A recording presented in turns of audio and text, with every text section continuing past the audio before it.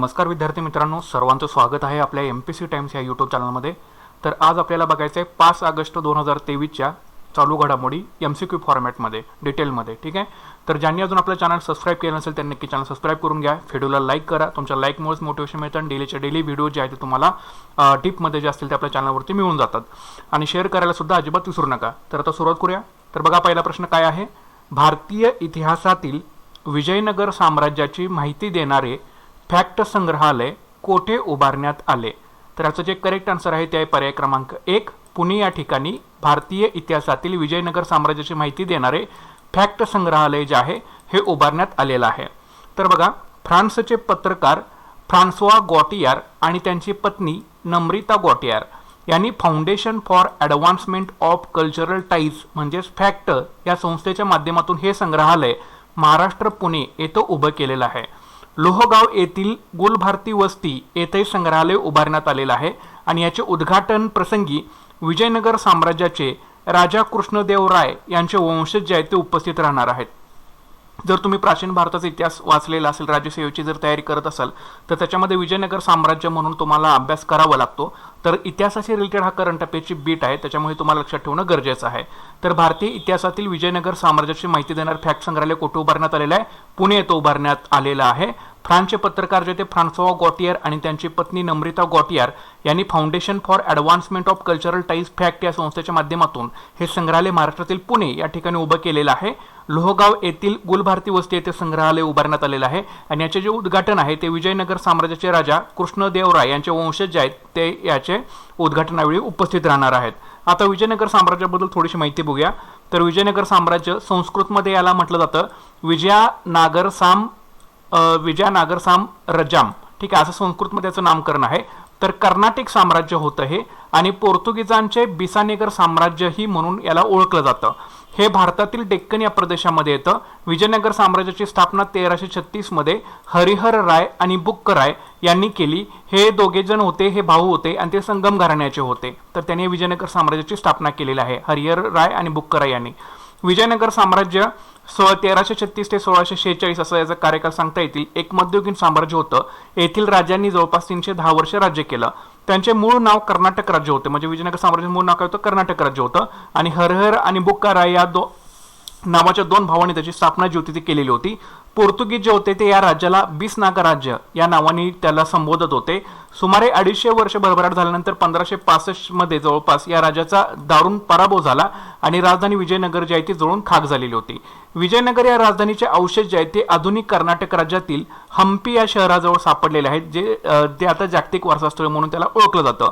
आणि पुरातत्व शोधावरून या साम्राज्य शक्ती आणि संपत्ती जी आहे ते आपल्याला दिसून येते। सो हे थोडक्यामध्ये माहिती आहे। तर विजयनगर साम्राज्याला एक कर्नाटिक साम्राज्य आणि पोर्तुगीजांचे बिसानेर साम्राज्य म्हणून त्याला ओळखलं जायचं। याची स्थापना हरिहर राय आणि बुक्क राय यांनी केलेली होती। हे एक मध्ययुगीन साम्राज्य होतं, एवढं लक्षात ठेवा। यांचं मूळ जे राज्य म्हणून ओळखलं जातं कर्नाटक राज्य होतं। नंतर याची स्थापना हरिहर आणि बुक्क राय केल्यानंतर त्याला विजयनगर साम्राज्य नाव पडलेलं होतं। पोर्तुगीज जे होते त्याला बिसनागा राज्य या नावाने त्याला ओळखलं जायचं। आणि विजयनगर या राजधानीचे अवशेष जे आहेत ते आधुनिक कर्नाटक राज्यातील हम्पी या शहराजवळ सापडलेले आहेत, ते आता जागतिक वारसा स्थळ आहे। तर हे महत्त्वाचे 4-5 मुद्दे आहेत, हे तुम्ही याच्यामध्ये लक्षामध्ये ठेवून घ्या। ठीक आहे, पुढचा प्रश्न बघूया। समृद्धी महामार्गाच्या धर्तीवर शक्तिपीठ महामार्ग कोणत्या राज्यात बांधला जाणार आहे? समृद्धी महामार्गाच्या धर्तीवरती शक्तिपीठ महामार्ग कोणत्या राज्यात बांधला जाणार आहे? याचं करेक्ट आन्सर आहे ते आहे पर्याय क्रमांक 2, महाराष्ट्र या राज्यामध्ये। तर बघा, शक्तिपीठ मार्ग जे आहे हे महाराष्ट्र या राज्यामध्ये जे आहे ते बांधला जाणार आहे। राज्यातील एकूण 12 जिल्ह्यातून हा महामार्ग जो आहे हा जाणार आहे। ते जिल्हे कुठले आहेत? तर वर्धा, यवतमाळ, हिंगोली, नांदेड, परभणी, बीड, लातूर, धाराशिव, सोलापूर, सांगली, कोल्हापूर आणि सिंधुदुर्ग असे एकूण जवळपास 12 जिल्ह्यातून हा महामार्ग जो आहे शक्तिपीठ महामार्ग तो जाणार आहे। कुठली शक्तिपीठे जोडली जाणार आहेत? तर माहूरची रेणुका देवी, तुळजापूरची तुळजाभवानी माता, कोल्हापूरची महालक्ष्मी, अंबाजोगाई जिल्हा बीड इथली योगेश्वरी देवी आणि ही जी शक्तिपीठ आहेत ही जोडली जाणार आहेत।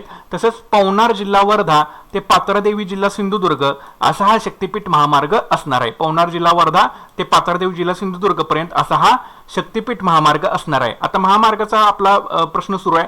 तर आपल्या महाराष्ट्रातले जे महामार्ग आहेत त्यांची तुम्हाला नावं माहीत असली पाहिजेत, कुठले आहेत ते। तर NH3 असं याचं नवीन नाव आहे AH47। NH3 हे महामार्गाचं नाव आहे। मुंबई आग्राला जोडणार कुठला महामार्ग आहे? NH3। नंतर NH4 याचं नवीन नाव आहे NH48, हा मुंबई चेन्नईला जोडतो. नंतर NH4B हा या महामार्गाचं नाव आहे नावाशेवा पळसपे. नंतर NH6 याचं नवीन नाव आहे AH46, हा धुळे कोलकाता राष्ट्रीय महामार्ग आहे किंवा हाजिरा कोलकाता राष्ट्रीय महामार्ग आहे. NH7 याचं नवीन नाव आहे NH44, हा वाराणसी कन्याकुमारीला जोडतो. NH8 याचं नवीन नाव आहे NH48, हा मुंबई दिल्ली या महामार्गाने जोडतो. NH9 याचं नवीन नाव आहे NH65, हा पुणे विजयवाडा मछलीपट्टणम या मार्गाने जोडतो. ठीक आहे. NH13 हा सोलापूर चित्रदुर्ग मंगळूर या महामार्गाला जोडतो. ठीक आहे. NH16 हा निजामाबाद आणि जळगापूर यांना जोडतो. NH17 हा NH48 याचं नवीन नाव आहे आणि हे पनवेल मंगळूर आणि एडापल्ली या महामार्गाने जोडतो. NH50 हा पुणे नाशिक महामार्ग आहे आणि NH69 हा नागपूर अब्दुल्लागंज महामार्ग आहे. ठीक आहे. तर असे काही महामार्ग आहेत जे की महाराष्ट्रामध्ये आहेत आणि ते कुठल्या शहरांना जोडतात ते तुम्हाला याच्यामध्ये माहीत असलं पाहिजेत. तर रस्ते प्रकारामध्ये महाराष्ट्र राज्याचा देशामध्ये 4था क्रमांक लागतो. राज्यात एकूण 18 राष्ट्रीय महामार्ग आहेत. सध्या धुळे कोलकाता NH6 याची लांबी 813 किलोमीटर आहे, जे की राज्यातील सर्वाधिक लांबीचा महामार्ग आहे. NH4B हा नावाशिवा कळंबोली पळसपे हा सर्वात लहान राष्ट्रीय महामार्ग आहे, जो की जवाहरलाल नेहरू पोर्ट ट्रस्टसाठी बनवलेला गेलेला आहे. ठीक आहे. आणि हा राज्यातील सर्वात कमी लांबीचा जो आहे हा महामार्ग आहे NH4B. तर हे काही बिट्स आहेत, हे तुम्हाला लक्षामध्ये ठेवणं करंट अफेअर्समध्ये हे लक्षात ठेवणं गरजेचं आहे. जशी माहिती याच्यामध्ये अपडेट होईल तसं तसं तुम्हाला सुद्धा अपडेट आहे हे तुम्हाला आपल्या लेक्चरमधून समजू जाईल. पुढचा प्रश्न बघूया. प्रश्न क्रमांक 3. The Energy and Resources Institute TERI ही संस्था कोठे आहे? The Energy and Resources Institute TERI ही संस्था कोठे आहे? तर याचं करेक्ट आन्सर आहे पर्याय क्रमांक 4, दिल्ली या ठिकाणी ही टेरी संस्था आहे. ओके. तर या संस्थेने काय केलेलं आहे, तर या संस्थेने हवामान बदलाचा महाराष्ट्र राज्यावर होणाऱ्या परिणामांचा अभ्यास करून महाराष्ट्र सरकारला एक नुकताच अहवाल जो आहे हा सादर केलेला आहे या टेरी या संस्थेनं. त्याच्यामुळे हा महत्त्वाचा आपल्याला, जर तुम्ही जिओग्राफी अभ्यासत असाल तर हवामान शास्त्र ह्याच्यामध्ये तुम्हाला हा प्रश्न माहीत असणं गरजेचं आहे. तर हे the Energy and Resources Institute ही संस्था कुठे आहे, तर दिल्ली या ठिकाणी आहे. आणि हिने काय केलेलं आहे, हवामान बदलाचा महाराष्ट्र राज्यावर होणाऱ्या परिणामांचा अभ्यास करून एक अहवाल जो आहे हा महाराष्ट्र शासनाला सादर केलेला आहे. पुढचा प्रश्न बघूया. प्रश्न क्रमांक 4. Water in a broken pot या पुस्तकाचे लेखक कोण आहेत? Water in a broken pot या पुस्तकाचे लेखक कोण आहेत? याचं करेक्ट आन्सर आहे पर्याय क्रमांक 1, योगेश मैत्रेय. तर water in a broken pot या पुस्तकाचे लेखक आहेत योगेश मैत्रेय. पाठीमागच्या लेक्चरमध्ये तुम्हाला जी सर्व महत्त्वाची यादी होती जानेवारीपासून जुलै 2023 पर्यंतची, तर ते पाठीमागच्या दिवसाचं तुम्ही लेक्चर बघून घ्या. त्याच्यामध्ये तुम्हाला सगळ्या पुस्तकांची यादी जी आहे ही दिलेली आहे. त्याच्यामुळे डेलीचे डेली आपले लेक्चर्स तुम्ही बघत चला, म्हणजे तुमची रिव्हिजन जी आहे करंट अफेअरची चांगल्या पद्धतीने होऊन जाईल. आता पुढचा प्रश्न बघूया. प्रश्न क्रमांक 5. ऑपरेशन कायाकल्प हा कोणत्या राज्यात राबवला जातो? ऑपरेशन कायाकल्प हा कोणत्या राज्यात राबवला जातो? याचे करेक्ट आन्सर आहे पर्याय क्रमांक 4, उत्तर प्रदेश या राज्यामध्ये ऑपरेशन कायाकल्प जो आहे तो राबवला जातो. तर योगी आदित्यनाथ सरकारने जून 2018 मध्ये भारतातील सर्वात मोठा आंतरविभागीय अभिसरण कार्यक्रम ऑपरेशन कायाकल्प जो आहे हा सुरू केला. ऑपरेशन कायाकल्प हे उत्तर प्रदेशच्या मूलभूत शिक्षण परिषदेच्या शाळांच्या सुविधा आणि पायाभूत सुविधांमध्ये बदल घडवून आणण्यासाठी आणि राज्याच्या एकूण शिक्षण व्यवस्थेत परिवर्तन घडवून आणण्यासाठी राबवले जाते. तर लक्षात ठेवा, ऑपरेशन कायाकल्प कुठल्या राज्यात राबवलं जातं, तर उत्तर प्रदेश या राज्यामध्ये ऑपरेशन कायाकल्प हे राबवलं जातं. तर जून 2018 मध्ये हा ऑपरेशन कायाकल्प जो की भारतातला सर्वात मोठा आंतरविभागीय अभिसरण कार्यक्रम आहे हा योगी आदित्यनाथ सरकारने सुरू केलेला होता. आणि ऑपरेशन कायाकल्प हे उत्तर प्रदेशच्या मूलभूत शिक्षण परिषदेच्या शाळांच्या सुविधा आणि पायाभूत सुविधांमध्ये बदल घडवून आणण्यासाठी आणि राज्याच्या एकूण शिक्षण व्यवस्थेत परिवर्तन घडवून आणण्यासाठी राबवलं जातं. तसंच शिक्षा चौपाल सुद्धा हे यूपीच्या प्रत्येक जिल्ह्यामध्ये राबवलं जातं. आणि हे जे शिक्षा चौपाल आहे हे यूपी हे जे आहे ते स्किल इंडिया मिशन अंतर्गत, लक्षात ठेवा, स्किल इंडिया मिशन अंतर्गत जे आहे ते यूपी म्हणजे उत्तर प्रदेश सरकारनं जे आहे ते सुरू केलेलं आहे. काय? शिक्षा चौपाल नावाचा उपक्रम हा मुलांच्या शिक्षणाच्या प्रक्रियेत मदत करण्यासाठी यूपीच्या प्रत्येक जिल्ह्यामध्ये स्किल इंडिया मिशन अंतर्गत सुरू करण्यात आलेला हा उपक्रम आहे. कुठला? शिक्षा चौपाल नावाचा. तर हे सुद्धा तुम्ही याच्यामध्ये लक्षात ठेवा. पुढचा प्रश्न बघूया. प्रश्न क्रमांक 6. महारत्न हा दर्जा मिळवणारी ऑइल इंडिया ही सार्वजनिक क्षेत्रातील कितवी कंपनी आहे? तर ती जी आहे कंपनी ही 13वी कंपनी आहे. तर बघा, महारत्न हा दर्जा मिळवणारी ऑइल इंडिया जी आहे हा सार्वजनिक क्षेत्रातील जी आहे ती 13वी कंपनी आहे. लक्षात ठेवा, कुठली? ऑइल इंडिया जी आहे ती महारत्न हा दर्जा मिळवणारी सारण क्षेत्रातील 13वी कंपनी आहे. जर तुम्ही अर्थशास्त्र वाचत असाल तर उद्योग या चॅप्टरमध्ये तुम्हाला महारत्न, मिनिरत्न, नवरत्न असे तुम्हाला कन्सेप्ट मिळतील. तर त्याच्यापैकी ही कन्सेप्ट आहे करंट अफेअर्सशी रिलेटेड न्यूज आहे, त्याच्यामुळे लक्षात ठेवणं गरजेचं आहे. यासोबतच ONGC विदेश या कंपनीला नवरत्न हा दर्जा जो आहे हा देण्यात आलेला आहे. कुठल्या कंपनीला? ONGC विदेश या कंपनीला नवरत्न हा दर्जा जो आहे तो देण्यात आलेला आहे. तर महारत्न हा दर्जा मिळवणारी ऑइल इंडिया सारण क्षेत्रातील कितवी कंपनी आहे? 13वी कंपनी आहे. आता महारत्नाचा आपला प्रश्न सुरू आहे, तर त्याची माहिती आपण थोडक्यामध्ये बघून घेऊया. तर काही महारत्न कंपन्या बघा, आता ऑइल इंडिया ही तर 13वी आहे, पण याच्या आधीचे 12 तुम्हाला माहित असू देत महारत्न कंपन्या कुठल्या आहेत. पहिली आहे भारत हेवी इलेक्ट्रिकल्स लिमिटेड, दुसरी आहे भारत पेट्रोलियम कॉर्पोरेशन लिमिटेड, तिसरी आहे कोल इंडिया लिमिटेड, चौथी आहे gas authority of India limited, पाचवी आहे हिंदुस्तान पेट्रोलियम कॉर्पोरेशन लिमिटेड, सहावी आहे इंडियन ऑइल कॉर्पोरेशन लिमिटेड, सातवी आहे national thermal power corporation limited, आठवी आहे oil and natural gas corporation limited, नववी आहे power grid corporation of India limited, दहावी आहे पॉवर फायनान्स कॉर्पोरेशन, अकरावी आहे ग्रामीण विद्युतीकरण निगम लिमिटेड आणि 12वी आहे steel authority of India limited. आणि आता जो आहे महारत्न दर्जा हा ऑइल इंडिया या कंपनीला मिळालेला आहे. महारत्न होण्यासाठी काही निकष असतात की कंपनीला पहिल्यांदा नवरत्न दर्जा असला पाहिजे, तर नवरत्न दर्जा होता. कंपनी सेबी नियमानुसार किमान विहित सार्वजनिक शेअर होल्डिंग मध्ये भारतीय स्टॉक एक्सचेंज मध्ये सूचीबद्ध असली पाहिजे आणि गेल्या 3 वर्षात कंपनीची सरासरी वार्षिक उलाढाल ही 25,000 कोटीपेक्षा जास्त असली पाहिजे. तर हे सर्व निकष जे आहेत ते ऑइल इंडियाने पूर्ण केलेले होते, त्याच्यामुळे आता या कंपनीला महारत्न जो आहे या कंपनीच्या यादीमध्ये समाविष्ट केलेलं आहे. तर लक्षात ठेवा, महारत्न दर्जा मिळवणारी ऑइल इंडिया सारण क्षेत्रातील कितवी कंपनी आहे? 13वी कंपनी आहे. पुढचा प्रश्न बघूया, प्रश्न क्रमांक 7. आदिती स्वामी ही कोणत्या खेळाशी संबंधित आहे? आदिती स्वामी ही कोणत्या खेळाशी संबंधित आहे?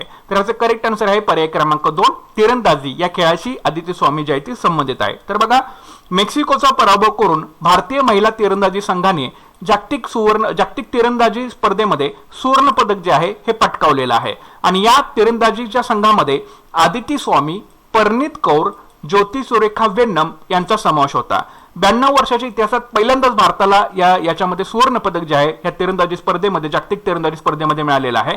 कंपाऊंड या तिरंदाजी प्रकारामध्ये बर्लिन येथे झालेल्या स्पर्धेमध्ये हे यश जे आहे ते मिळालेलं आहे. आणि आदिती स्वामी ही सातारा महाराष्ट्राची खेळाडू आहे. ठीक आहे, सातारा महाराष्ट्राची ही खेळाडू आहे. तर आदिती स्वामी कोणत्या काही संबंधित आहे? तिरंदाजी या खेळाशी संबंधित आहे. तर हे जो संघ आहे आपला भारतीय तिरंदाजी महिला संघ यांनी सुवर्ण पदक पटकवलेलं आहे.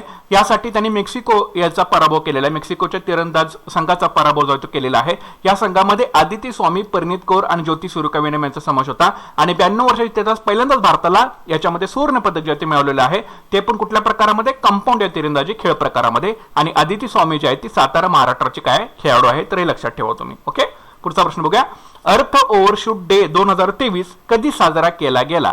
अर्थ ओव्हरशूट डे 2023 हा कधी साजरा केला गेला? याचं करेक्ट आन्सर आहे पर्याय क्रमांक 2, 2 ऑगस्ट रोजी अर्थ ओव्हरशूट डे 2023 जो आहे हा साजरा केला गेला.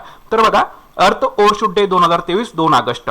तर जेव्हा एखाद्या वर्षात पर्यावरणीय संसाधने आणि सेवांसाठी मानवतेची मागणी त्या वर्षात पृथ्वी पुनर्निर्माण करू शकते त्यापेक्षा जास्त असते, त्या दिवशी हा अर्थ ओव्हरशूट डे 2023 साजरा केला जातो.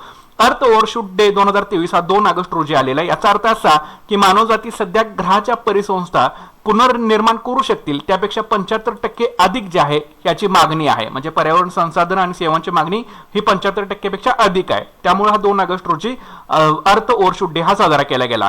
2022 ला अर्थ ओव्हरशूट डे कधी साजरा केला गेला? तर 28 जुलै रोजी 2022 चा अर्थ ओव्हरशूट डे हा साजरा केला गेला.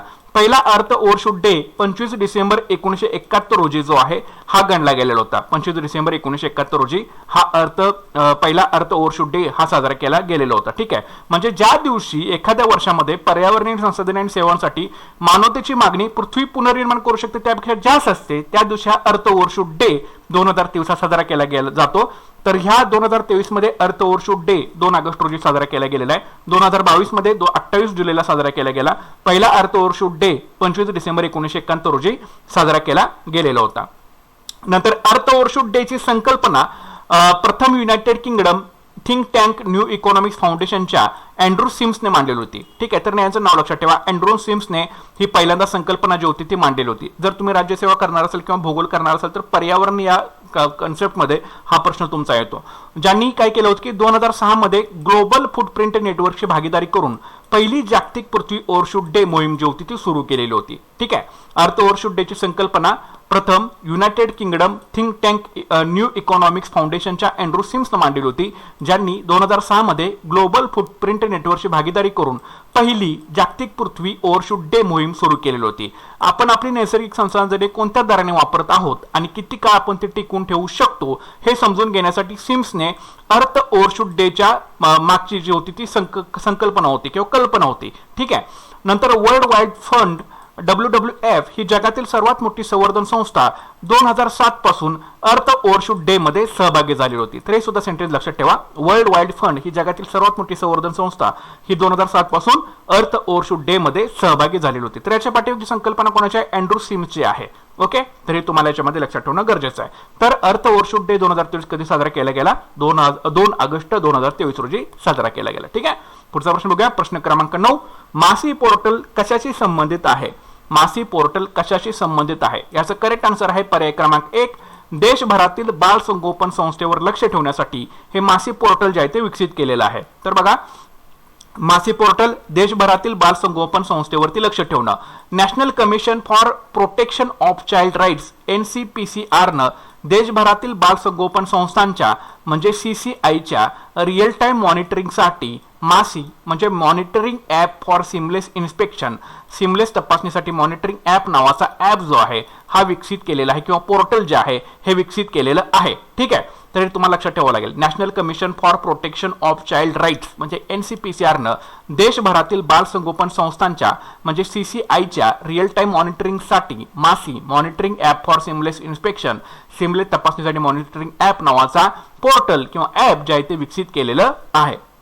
आता बघू, बाल न्याय कायदा 2015-2001 मध्ये सुधारित केलेला होता. याच्या अंतर्गत प्रदान केल्यानुसार CCIची प्रभावनी आणि कार्यक्षम तपासणी सुनिश्चित करणे हे ॲपचं उद्दिष्ट असणार आहे. हे बाल कल्याण समित्या म्हणजे CWC, राज्य निरीक्षण समित्या, बाल न्याय मंडळ आणि बाल हक्क संरक्षण राज्य आयोग यासह विविध प्राधिकरणाद्वारे एकत्र तपासणीस काय करते? अनुमती देते. आणि मिशन वात्सल्य योजना प्रत्येक जिल्ह्यात CWC स्थापन करण्याच्या पायाभूत सुविधा आणि आर्थिक गरजांना त्यांचे प्रभावी कार्य सुनिश्चित करण्यासाठी समर्थन करते. ओके, तर हे अशा पद्धतीचा प्रश्न आहे, हा तुम्हाला लक्षामध्ये ठेवावा लागेल.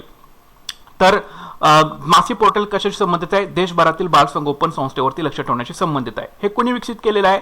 National commission for protection of Child राईट्सनं हे पोर्टल किंवा ॲप जे आहे ते विकसित केलेलं आहे. तर ह्या ॲपचं उद्दिष्ट काय आहे? तर बाल न्याय कायदा 2015 हे 2021 मध्ये सुधारित केलेलं होतं. अंतर्गत प्रदान केलेल्या CCI म्हणजे बाल संगोपन संस्था यांची प्रभावी आणि कार्यक्षम तपासणी सुनिश्चित करणे. आता या तपासणीला अनुमती कोण देतं? तर बाल कल्याण समित्या, राज्य निरीक्षण समित्या, बाल न्याय मंडळ आणि बाल हक्क संरक्षण राज्य आयोग याला ह्या एकत्रित तपासणीला काय करतं? अनुमती देतं. आणि मिशन वात्सल्य योजना जी आहे हे प्रत्येक जिल्ह्यात CWCs म्हणजे बाल कल्याण समित्या स्थापन करण्याच्या पायाभूत सुविधा आणि आर्थिक गरजांना त्यांचं प्रभावी कार्य सुनिश्चित करण्यासाठी काय करतं? समर्थन करतं. तरी लक्षात ठेवा. ओके, पुढचा प्रश्न बघूया. प्रश्न क्रमांक 10. अलीकडे कोणत्या संस्थेने जलदोस्त एअरबोट सुरू केली आहे? अलीकडे कोणत्या संस्थेने जलदोस्त एअरबोट जे आहे ते सुरू केलेले आहे? याचं करेक्ट आन्सर आहे पर्याय क्रमांक 1. National aerospace laboratories. तर बघा, अलीकडेच नॅशनल एरोस्पेस लॅबोरेटरीजने जलदोस्त एअरबोट लॉन्च केली आहे. ही एक एअरबोट आहे जी पाण्यावरती फिरते आणि पाण्यात तरंगणारा कचरा काढून टाकण्यासाठी डिझाईन केलेली आहे. ठीक आहे, जलदोस्त एअरबोट जी की नॅशनल एरोस्पेस लॅबोरेटरीजनं सुरू केलेली आहे. नॅशनल एरोस्पेस लॅबोरेटरीज ही 1959 मध्ये स्थापन झालेल्या वैज्ञानिक आणि औद्योगिक संशोधन परिषदेचा म्हणजे CSIRचा काय आहे? एक भाग आहे. ठीक आहे, नॅशनल एरोस्पेस लॅबोरेटरीज ही 1959 मध्ये स्थापन झालेल्या वैज्ञानिक आणि औद्योगिक संशोधन परिषदेचा काय आहे? एक भाग आहे. ठीक आहे, तर अलीकडेच कोणत्या संस्थेने जलदोस्त एअरबोट सुरू केलेले आहे? National aerospace laboratories. ओके, तर अशा प्रकारचे हे 10 प्रश्न आहेत. व्हिडिओ तुम्ही सारखा रिवाइज करून ऐका. मेन म्हणजे व्हिडिओला लाईक करा, शेअर करा. ज्यांनी अजून आपलं चॅनल सबस्क्राईब केलं नसेल त्यांनी नक्की चॅनल सबस्क्राईब करून घ्या. नक्कीच तुम्ही चांगल्या कॉमेंट्स आपल्या व्हिडिओच्या खाली करत चला. तुमच्या लाईक्स आणि कॉमेंट्समुळेच मोटिवेशन मिळतं आणि डेलीच्या डेली टीपमध्ये व्हिडिओ जे आहे ते तुमच्यासाठी घेऊन येतो आपण. ओके, सो नक्की सर्वांनी लाईक करा, शेअर करा आणि चॅनल सबस्क्राईब करायला अजिबात विसरू नका. आणि 2-3 वेळा व्हिडिओ रिवाइज करू नका. करंट अफेअर्स हा डिसाइडिंग फॅक्टर आहे. तुमची पूर्व असू दे किंवा मुख्य परीक्षा असू दे, तर डेलीच्या डेली आपले जे व्हिडिओज अपलोड होतात त्यामधून तुमची चांगल्या पद्धतीने तयारी जी आहे ती तुमची होऊन जाईल. ओके, सो भेटूयात पुढच्या लेक्चरमध्ये. Thanks for watching guys and all the best.